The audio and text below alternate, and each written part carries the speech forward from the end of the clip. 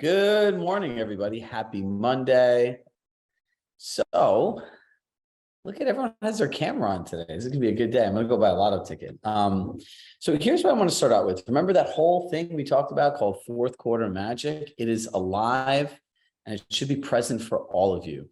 Just remember, what you do today is going to determine your year for next year. It is not fun starting at the bottom of a hill. It's fun starting at the top of the hill and going sledding down.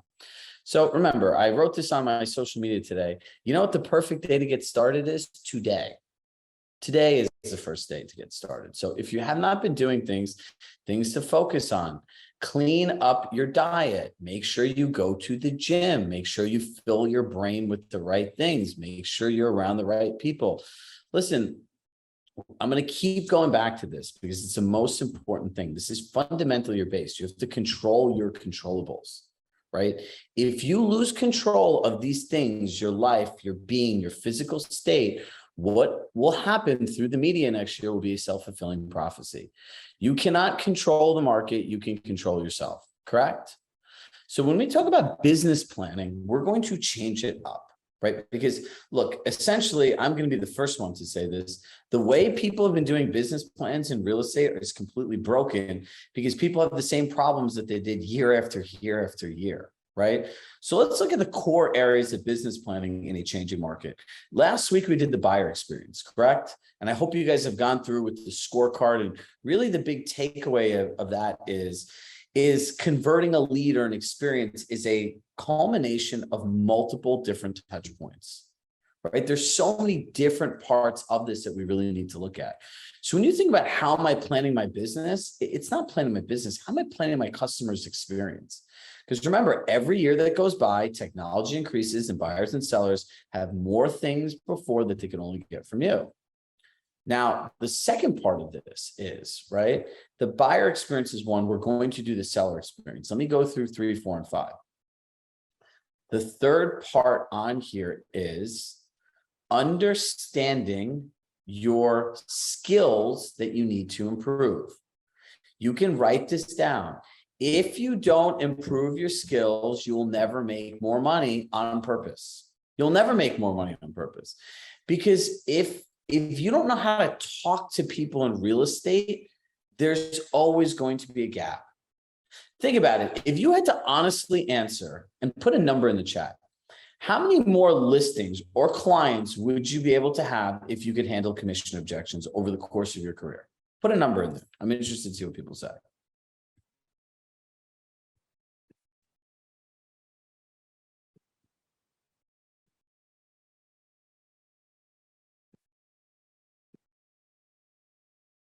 $100, $20, $5, $10,000, $20, $10. Mary Murphy, 10 is a low number. Over the course of my career, endless. So think about this. Imagine, write this down. On average, people will lose 2 deals a year from commission objections, I would imagine, whether it's buyers, sellers, or anything else. Multiply that number out by the average GCI of a check. Now, I would take a check, literally, I'm not kidding you to do this. I would take a check, Julie, and I would write the check out and I would put it in front of me and I would say, I will lose this much money by not practicing next year. Literally write it on there, right? Just write lost money. Because here's the reality. If you identify what skills you have to practice, you commit to doing it, it should take you no more than 3 to 4 months to master a skill. It's like riding a bicycle. So if somebody says, I understand all the homes in the neighborhood that are updated are $250,000 more than mine, and it's stated, but I still want to get more. I still want to list my home for this amount. What do you really do? Right? But if you've practiced, you could smile and say, great. So I understand you feel that our marketing, since it's the best, will be able to get you a higher price than any of the homes. Yes. Great. So, since we're on the same side of what we can control, what I can control and you control against no control, I brought my notepad. So let's specifically go around and see what those updates are so that we could justify the price to buyers and their agents. Now, if you just said that, you walk around, you go through the process, And then they on their own come to lower the price. But if you don't practice that and do it, it's never going to feel comfortable. Remember, certainty and comfort are brain's primary drivers, right? And needs. You can't do this stuff if you don't practice. And we have a community filled with people you can practice with. Does that make sense? So you look at your buyer experience, you look at your seller experience, right? And you look at your skills, right? The fourth quadrant is the culmination of your data spreadsheet. Where does your business come from? Your core four and your KPIs of money. So we're going to put this all together in a plan, but I wanted to make sure that I went through all of it with you first, because if not, you're going to get it all. And it's not going to have any context and you're going to be jumping ahead and you're going to be confused. So going forward, you have to know where your business is coming from, what part of your GCI comes from each of those four main areas, and ultimately how much it costs for you to be on this earth daily, weekly, monthly, and annually for your personal life, your professional life, and what that number is. You guys have all this stuff in front of you every day, because you should look at that number, and that number should scare the shit out of you.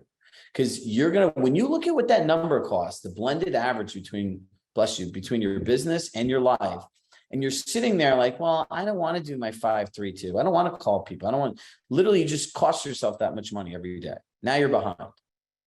So we need to start getting into realistic habits and becoming business owners and not having a service. A lot of us have services. We don't have businesses. Businesses run on data, businesses run on metrics, businesses run on annual planning.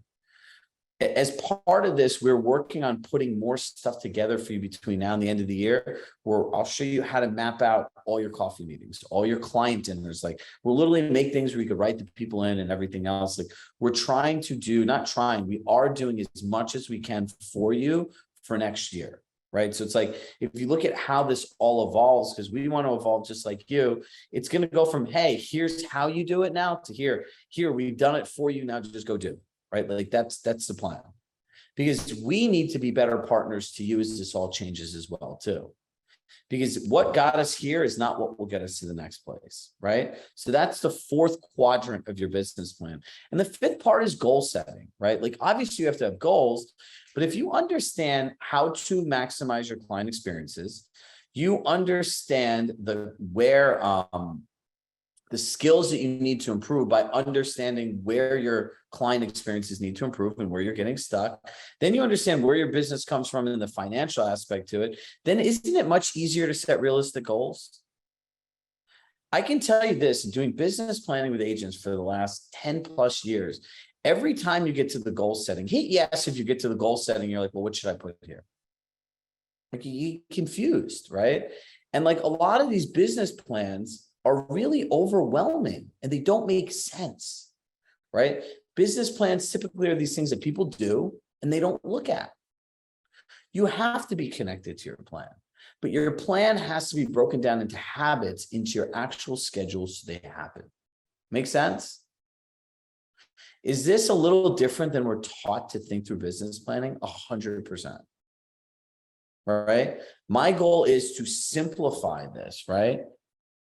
I gave this tagline to a client, Melissa Rubin, I believe she's on here. It says, simplify complicated, right? Like that's really what this is. You need to be able to simplify all these things down to, what do I do every day? Because that's where everyone gets stuck. Because in this business now, you have all these different things to do. So you wake up and you're overwhelmed. You're like, what do I do? And that's why you go to all your default mechanisms: email, social media. Let me look for my client online, right? Like, you need to do things that like keep moving the needle, right? Remember, you're never going to lose money in the long term by maximizing time with client relationships. It's never going to happen. If you look at all your businesses, 80+% of them come from past clients and spheres of influence. And I guarantee you're not spending 80% of your time that you have to invest into people and prospecting things into these people. And then we wonder why somebody goes somewhere else or why something slips through the cracks. Just by not working the system, people lose 1 to 2 deals a year. So if you think about it, you might lose 1 deal a year by not staying in touch with your sphere and past clients. You might lose 1 to 2 deals a year by not understanding how to effectively track and handle objections. And this is just extra found money. This is nothing even to do with being more productive. So let's get into the seller experience today. and then we'll leave some time for questions.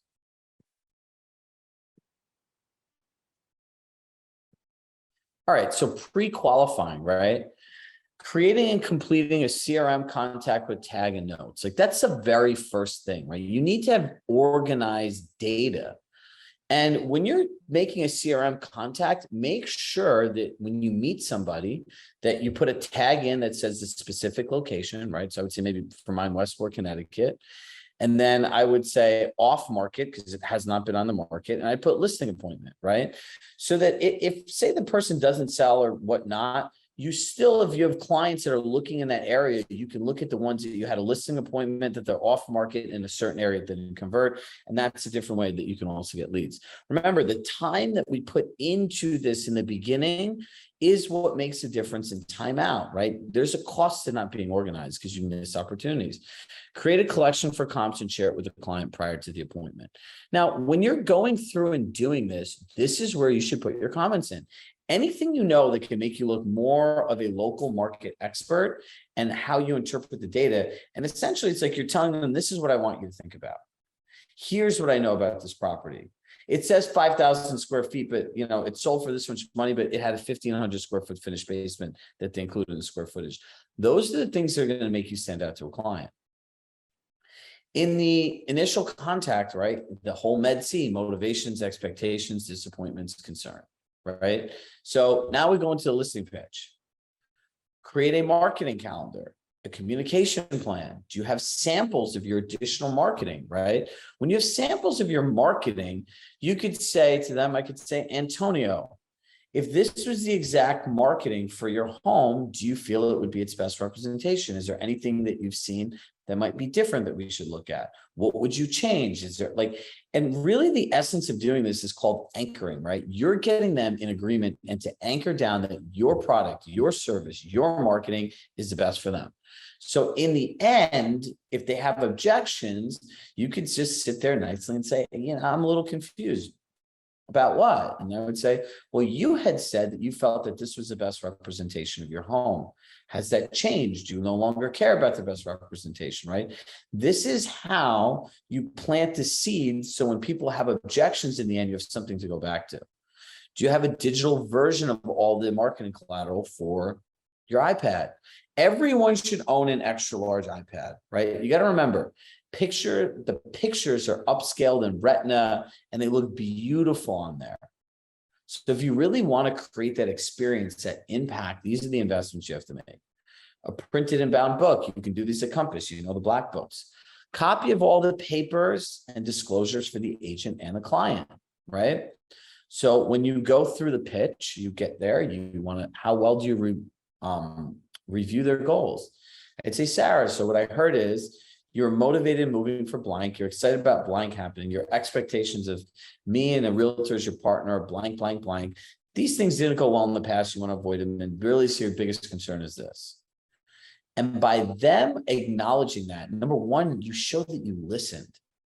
I can't tell you how many conversations I've had with people where I listened and I said, okay, so what I heard is, this is what you're looking for. This is what you need. These are what your expectations are. And everyone says the same thing. Wow, how did you get so much out of it so quickly?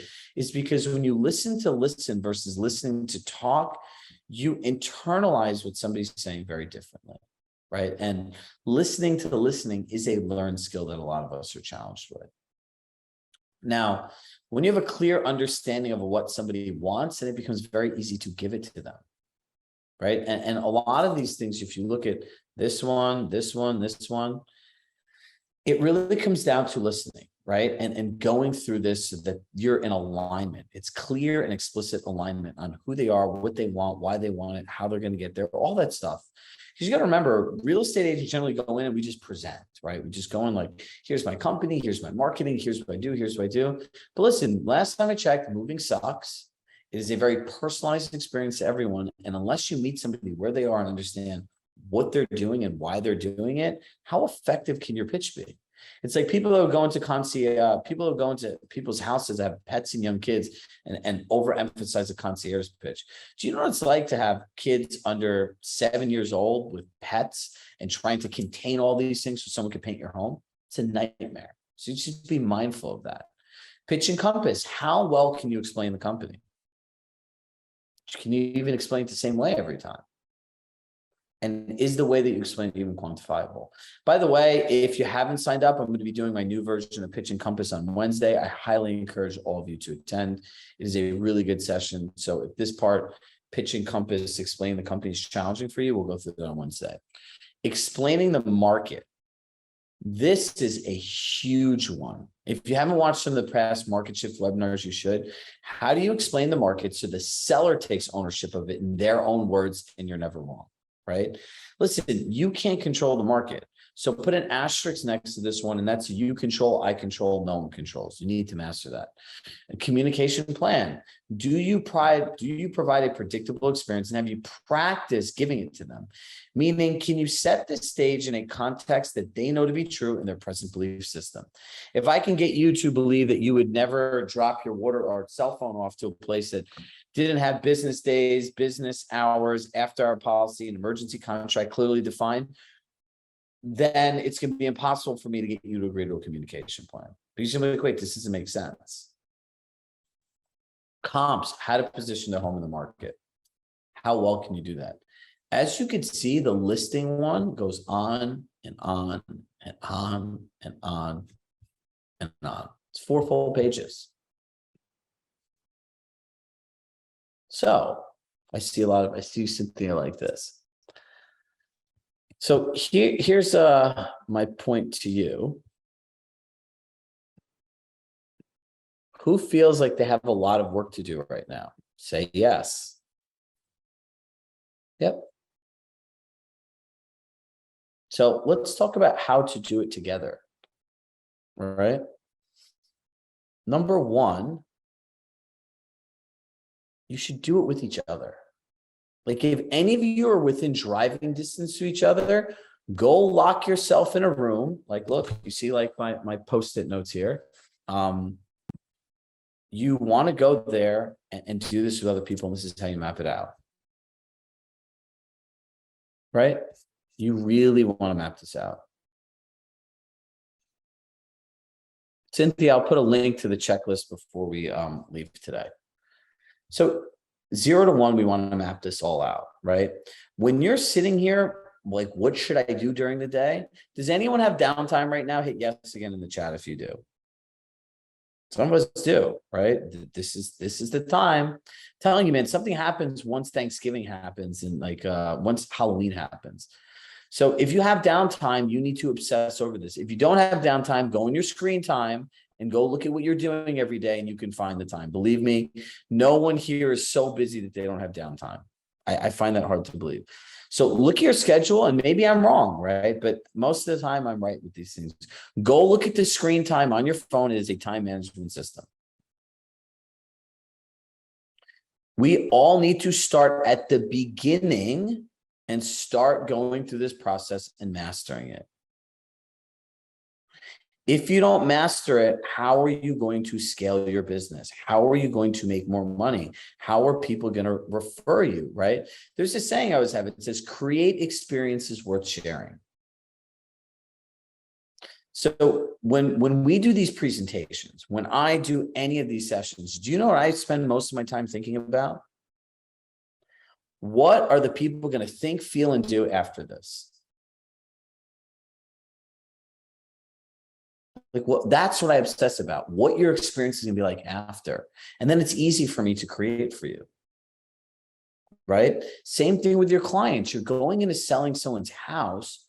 What is the experience you want to create? Now, imagine this. Imagine you're sitting there and the appointment's done and they're picking up a phone to call their closest family member or friend. What do you want them saying about you? Has anyone ever thought about their business like that? Because it's the only thing that I think about. What do I want somebody to say? Biggest fear, this was a waste of my time. Biggest fear that they didn't listen to me. Biggest fear, I don't have everything that I need, right? Like those are candidly like what we obsess about. Like everyone that leaves one of these sessions should have everything they need to do it. And the only gap is the person sitting in the chair.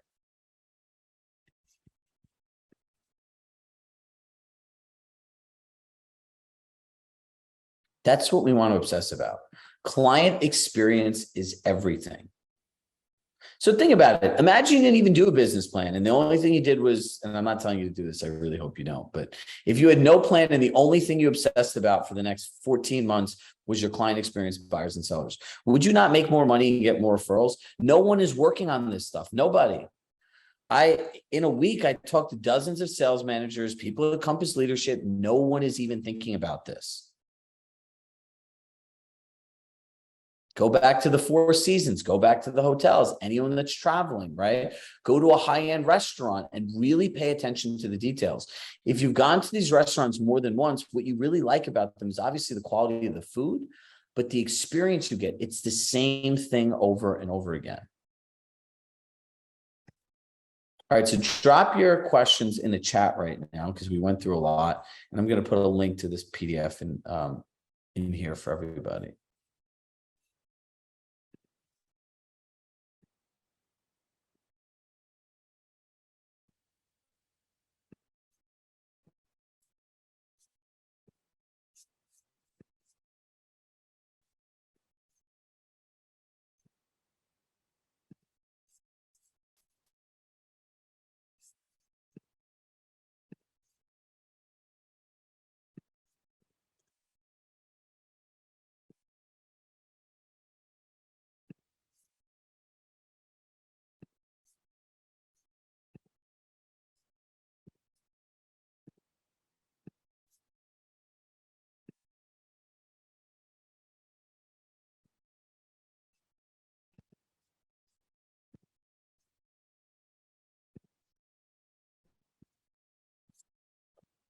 All right, so here's the link to this. Let's see the question.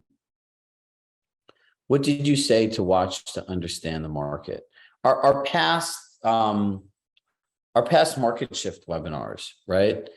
So there are ones in there about how to share the market effectively. The next one, Susie, is there a sequence of how to best approach this so it's not overwhelming? Yes, it's very simple. Let's go through this right now. Susie, you doing buyers or sellers? Pick one. You got to mute yourself.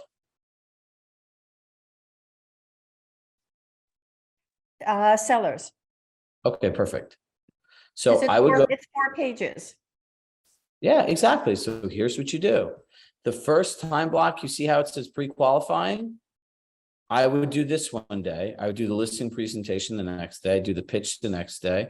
I do after this, I do bringing home to market. I do bring the home to market continued and communication and accepted offer and escrow. And then I would go through some of these things you can group together. So like coordinating inspection, coordinating the appraisal, that could be one thing. Closing time, that could be another thing. After close could be another. So 0 to 1, you want to group the main areas together and just start doing one thing at a time and get it to completion and go to the next one. So her question is actually the best question of all of them. You want me to tell you why? This is why no one does anything. So, and why you get, not no one does anything. This is where we mentally get stuck. We're like, oh my God, I have all, like, this is a lot. But what you have to remember is if you did nothing more than one section, you'd have one more thing than you did yesterday. Make sense? Literally just start on the first bullet point, get it done, and then go to the next one. And the thing is you should not be basing this on sections. You should be basing this on time blocks, like 0 to 1, make a map of all the main sections, and then set a 1-hour time block at a time if you could sit still for an hour. And then from there, just keep finishing the next part so you get it done. All right, Julie, you had a question. I see your hand up. You got to mute yourself. Okay, here's my question. It has to do, I have a pitch this afternoon for, and we've all been in this situation, a property that I really would like the listing if the seller will truly partner and control what they can control, because it's a total effing disaster. So if they will engage with staging, if they will work together with me, I'm a roll up my sleeves. I will like literally pull furniture out of their house. But if they will do what needs to be done and they will control what they can control, then I want it. But if they won't, I truly don't want it. So how do you frame that conversation Do you have the you control, I control, no one controls? There's a sheet somewhere in the deliverables that has that. No, I Uh, don't think so, but I love the concept. I just printed out the whole thing that you just sent to us, but that's different. Hold on. It's about engaging them. Like I have a beautiful giant listing, $12 million listing that I'm about to cancel today because I've been working with these people for months and they won't do any of the things that we all work together to commit to doing, and it almost renders it unsellable. So it gets to the point where I don't want to have that experience again.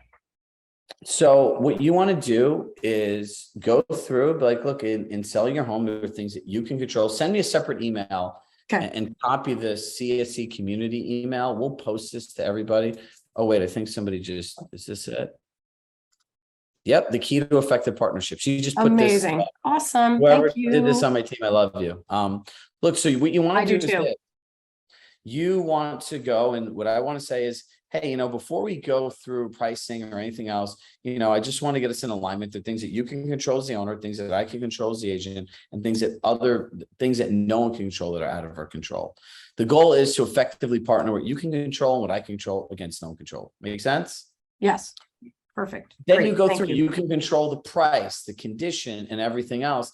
And at the end of it, I would be very direct with you. And I'm going to say, depending on the personality, I would phrase this however, like, would it be okay if I was direct with you? Yes.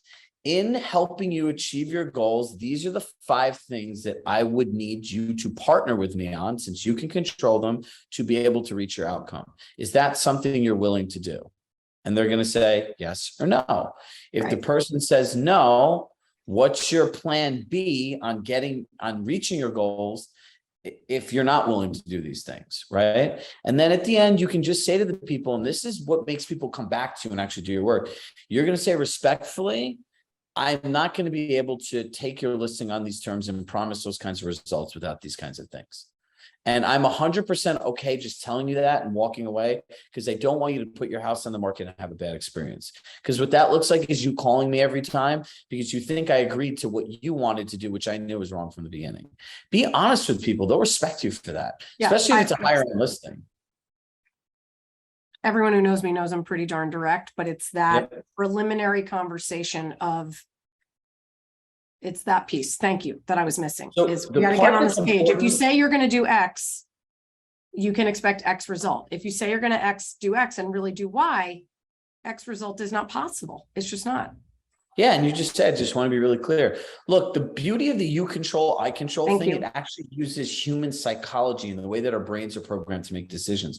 Because once they understand, okay, these are the things that I can control, and then you get them to agree to the things that you can control, they can never be mad at you, because you can say, wait a second, I never said that's something I controlled. We spoke about this.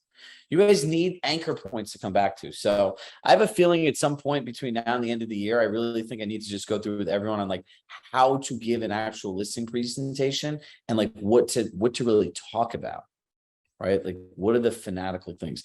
Can my team just leave this link open for the next 5 minutes just to drop the links in? So, all right, everybody, we hit our time for the day. This is another great conversation. Susan, if you could put the pitch and compass stuff in here, or whoever's on here, the pitch and compass thing as well. We'll be going through that on Wednesday. You could put the links to the documents that we posted in here so everyone could have them as well. They'll be uploaded to our portal. And look, as always, with love in my heart, I love you all. Go slow, focus on time blocks, and make sure you're doing one thing at a time. And by the way, our team will start reaching out to you. We do have a special for people that want to sign on for the next year. It's very similar to the cost that you paid for 6 months. We appreciate you guys.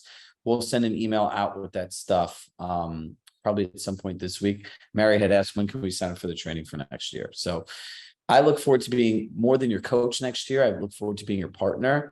And this is where we're going as a team, right? There'll be more community, more collaboration, more types of documents like this. And like, if I look at like what success looks like next year, is us creating, Julie, every one of these documents that you'd need on a pitch and saying now, okay, here's the document, here's how you use it, here's what you say, go, right? And then we teach you how to catalog the challenges, the objections. And then on the back end, this is how you practice your skill set, right? This is all a triangle now. And so we've gotten to the point based on your feedback and working together and really listening on how we could simplify this, so we could literally do everything for you. Right? Like, and pair it all with the technology at Compass, because everything we have next year is going to be built on the platform. So that's what are the January dates for Nashville? Okay, so the people are asking about Nashville. Now we have we're launching some of these mastermind groups. It's for agents that are team leaders, and we have one solo agent group that are for people that do $1 million+ of GCI and are looking for a more high-end collaborative type of training that's paired with experiences and everything else.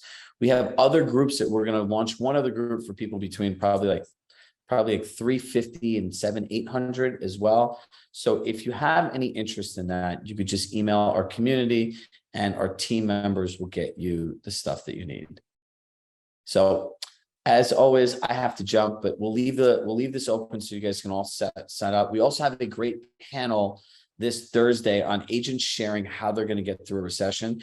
I've actually sat with each one of them individually, and they've like mapped out their training into action steps. So make sure you sign up for that panel. It's really good information from some of the top agents. Okay, now I really have to go. Love you all. Bye.